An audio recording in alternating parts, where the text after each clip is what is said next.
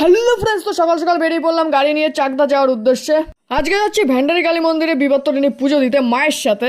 13 রকমের ফল আগে কিনে নিলাম। এই পুজোতে সবকিছুই 13টা করেই লাগে। 13 রকমের ফল, 13 রকমের ফুল, মিষ্টিও তুমি চাইলে 13 রকমের নিতেই পারো। চাকদায় যখনই আসবো তখন মায়ের দর্শন না করে আমি যাই না, আর মনটা একেবারে জুড়িয়েই যায়। আমাদের 13টা করে সবকিছু গুছিয়ে নেওয়া কমপ্লিট হয়ে গেছে। যেহেতু লাইন পড়েছে তো জায়গা কম থাকার জন্য ডালা সাজিয়ে এখানে দেওয়া হয় এবং কুপন দিয়ে দেয় আমাদের হাতে। তো আমার মা ডালা সাজিয়ে এখান দিয়ে দিল, আর আমাদের কুপন নম্বর হলো 175। তো মন্দিরের পেছন দিকটায় আসলাম, এখানে বসার জায়গা করেছে, আর মায়ের সাথে আমি বিবর্তনের সুতো বানাতে একটু হেল্প করে দিলাম। আমাদের পুজো দেওয়া কমপ্লিট হয়ে গেছে, তাড়াতাড়ি হয়ে গেছিল।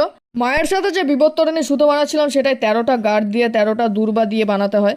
অনেকে জানতেও পারো, অনেকে নাও জানতে পারো, তাই বলে দিলাম। তো এবার যাচ্ছি আমরা বাড়ির দিকে। তো আমার মিনি ব্লগ ভালো লাগলে সবাই লাইক কমেন্ট শেয়ার করে দিও। পুজো দিয়ে চালের কিছু খাওয়া যাবে না, তাই 13টা লুচি খেতে হবে, যেটা আমি পারছিলাম না। তো দেখা হচ্ছে নেক্সট ব্লগে। টাটা।